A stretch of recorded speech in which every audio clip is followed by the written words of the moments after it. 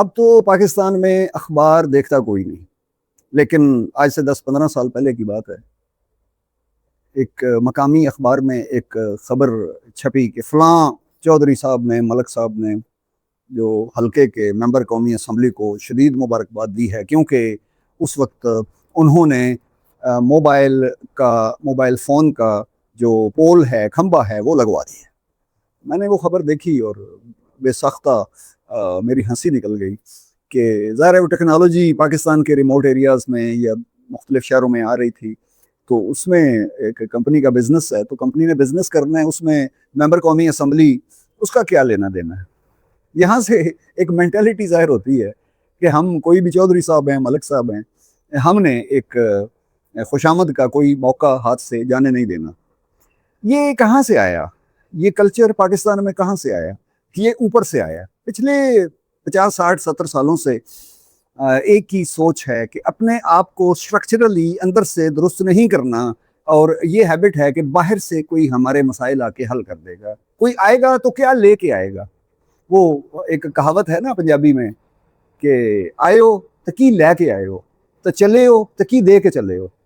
یہ ایک رانٹیئر سٹیٹ والی ایک سائیکی بن گئی ہے، اور یہ عوام کی سائیکی جو ہے اس کے پیچھے حکمرانوں کا جو ہے کہ ان کی ہیبٹ اور ان کا جو ایک طریقہ کار ہے کہ اندرونی طور پہ مختلف مافیاز ہیں، ان کے آگے جھکتے ہوئے ایک خاص ایلیٹ کلاس جو ہے، ان کے مفادات کو پروٹیکٹ کرنے کی خاطر جو سٹرکچرل ریفارمز پاکستان کی معیشت میں، پاکستان کی اکانومی بہتر کرنے کے لیے ہونے چاہیے، وہ نہیں ہے۔ صرف یہ ہے کہ کبھی امریکہ ہمارے لیے سب ٹھیک کر دے گا، اور زیادہ تر تاریخ میں یہی ہے، امریکہ ہمیں IMF سے قرضہ لے دے گا، اور اس کے بعد ورلڈ بینک سے ہمیں، اور ایشین ڈیولپمنٹ ADB وہاں سے ہمارے سب خیریت ہو جائے گی، اور اگر وہاں سے کچھ عین غین ہوتی ہے تو پھر ہمارے برادر عرب ممالک ہیں، وہاں سے سب اچھا ہو جائے گا، اور اس کے بعد پھر چائنا جو ہے، جب سے پچھلے 2.5 ڈیکیڈ سے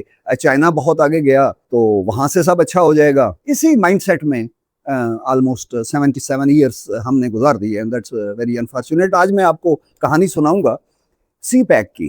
میری سوچ بھی یہی تھی کہ سی پیک آیا ہے اور پاکستان میں سب اچھا ہو جائے گا، پاکستان میں لہریں بہریں ہو جائیں گی، اور یہ ایک بہت ایکٹ آف بینوولنس، بڑی جناب مہربانی ہے ہمارے سجن کی، ہمارے یار کی، اس نے کمال کر دیا۔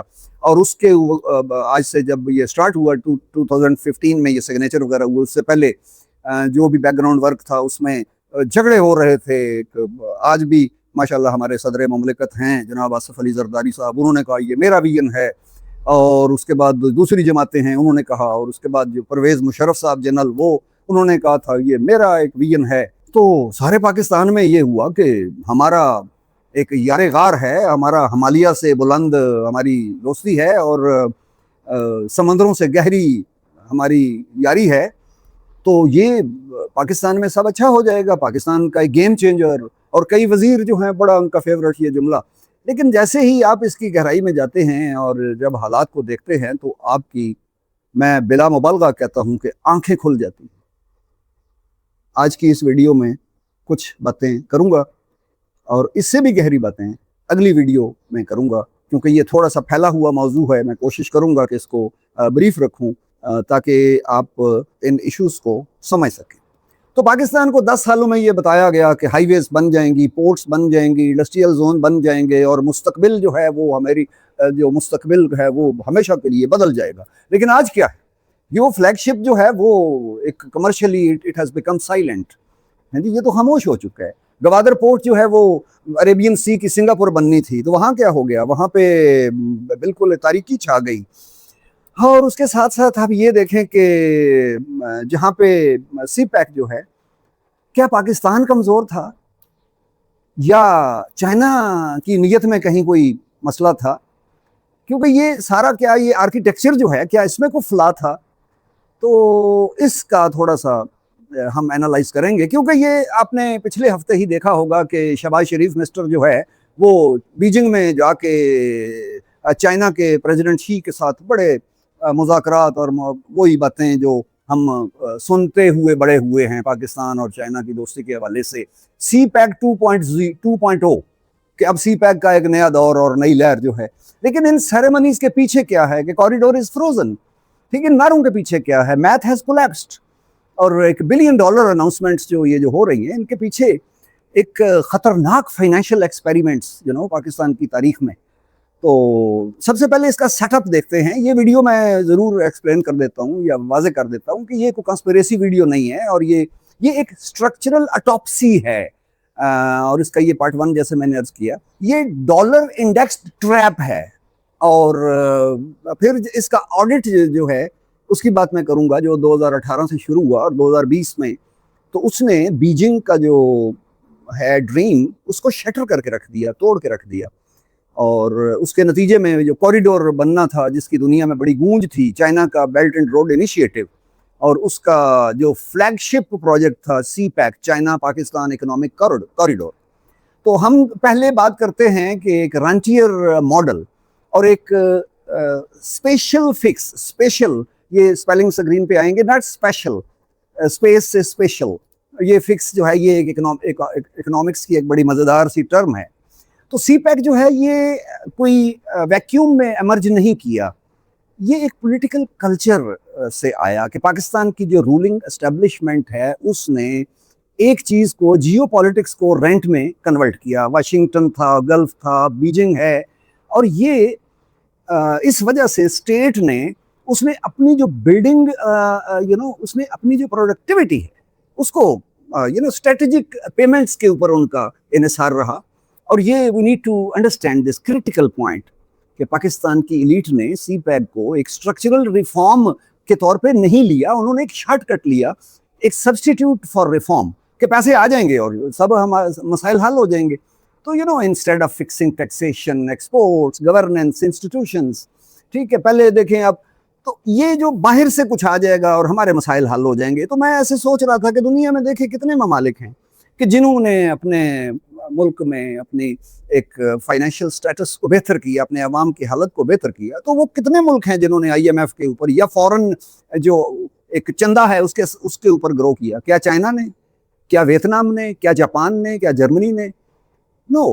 ایون USA پیچھے چلے جاتے ہیں. اور اب انڈیا دیکھیں جو 7 to 8% سالانہ گروتھ ریٹ ہے، تو کیا وہ IMF پہ چل رہا ہے یا وہ کوئی کسی ایک یا دو سورسز جو باہر کے ہیں وہاں سے خیرات آتی ہے تو کیا وہ چل رہا ہے؟ نو. انہوں نے اپنی اسٹرکچرل ریفارمز کی. اس لفظ کو ہمیں سمجھنے کی ضرورت ہے کہ یہ کیا چیز ہوتی ہے. لیکن اس کی کہانی جو ہے بڑی دلچسپ ہے. چائنا کے پاس جیسے ہی اس نے گروتھ اور ترقی جو کی، اس کے بعد اس کے پاس بے شمار ایسی مشینری جو ہے وہ ایک لحاظ سے فالتو ہو گئی کہ جو اپنے ملک میں چلانا ان کے لیے وہ سود مند ثابت نہ ہوا، وہ فالتو بھی تھی. پھر یہ ہے کہ ان کا جو GDP گروتھ اور اس کے بعد اتنا کیپٹل ان کے پاس موجود تھا کہ وہ وہاں پہ رکھنا اب وہ مزید پروفیٹیبل نہیں تھا. لہٰذا ایک انہوں نے بڑی اسٹریٹجک، جو ہر ملک اپنے ملک کے نیشنل انٹرسٹ میں سوچتا ہے، اور انہوں نے بہت سمارٹلی یہ سوچا کہ اس کا BRI belt and road initiative کہ اپنی اس انویسٹمنٹ کو لے کے جاؤ، اسے بے شمار اسٹریٹجک فائدے حاصل ہوں گے. اینڈ یو انڈرسٹینڈ کہ ظاہر ہے میں کوئی نیگیٹو لفظ تو نہیں بولنا چاہتا، لیکن اس میں اس انویسٹمنٹ سے ان ریاستوں کی اکانومی، ان کے جو اسٹریٹجک جو ایسٹس ہیں، وہ ان کے اوپر چائنا کے ساتھ ایک اچھا کولیبریشن ہو جائے گا. تو اسی نقطۂ نظر سے انہوں نے پاکستان میں سی پیک کہ چلیں یہ پڑوس میں ہے، اور ایک تو متبادل آپ کے پاس اسٹریٹ آف ملاکا، وہاں تو کبھی بھی پیسیفک میں کوئی گڑبڑ اگر ہو جاتی ہے، کوئی سپر پاورز کے درمیان کنفرنٹیشن ہو جاتی ہے، تو چائنا کا وہ جو روٹ ہے اس کی بجائے کہ یہ روٹ متبادل، تو سپر پاورز جو ہیں وہ اپنی ٹریڈ کے لیے متبادل روٹس جو ہیں وہ ڈھونڈتی رہتی ہیں اور سوچتی رہتی ہیں. تو سی پیک ایک تو یہ ان کا اسٹریٹجک ایشو تھا اور ایک ان کے ذہن میں یہ پرائورٹی تھی. دوسرا یہ ہے کہ جس طرح میں نے مشینری کی بات کی، اور تیسرا یہ تھا کہ پاکستان کے ساتھ جو ایک اسٹریٹجک جو ہے تعلق، اس کی وجہ سے پاکستان کے ریسورسز جو ہیں وہ بھی ایک لحاظ سے سانجھے ہو جائیں گے.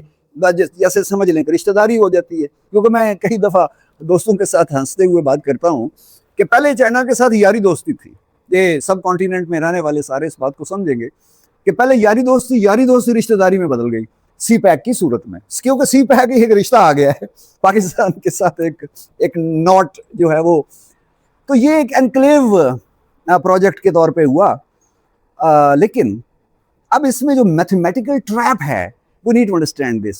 देखें, बात हुई थी 62 बिलियन की, 62 बिलियन डॉलर्स जो हैं वो कि जी पाकिस्तान पे हम लगा देंगे, ठीक है। इसमें रोड्स भी होंगी, इसमें पावर जनरेशन भी होगी, और उस वक्त पाकिस्तान में पावर जनरेशन का भी सोलर का इनकलाब नहीं आया, तो वो बहुत बड़ा एक उस वक्त के जो भी हुक्मरान थे, जैसे कि ये हमारे अनफॉर्चुनेटली हुक्मरान यही है कि ये हफ्ता कैसे निकलेगा, लॉन्ग टर्म नहीं सोचना ना कि लॉन्ग टर्म में क्या होगा क्या नहीं होगा, यही है कि ये हफ्ता महीना कैसे निकलेगा, तो बस ठीक है जी, ये पैसे आ गए। अब इसमें जो कुछ तो नकद पैसे आए कि जी असफाल्ट रोड्स बननी है, ये कॉरिडोर बन गया, सी पैक सारे पाकिस्तान के 30 करोड़ अवाम वो इसमें खुश हो गए।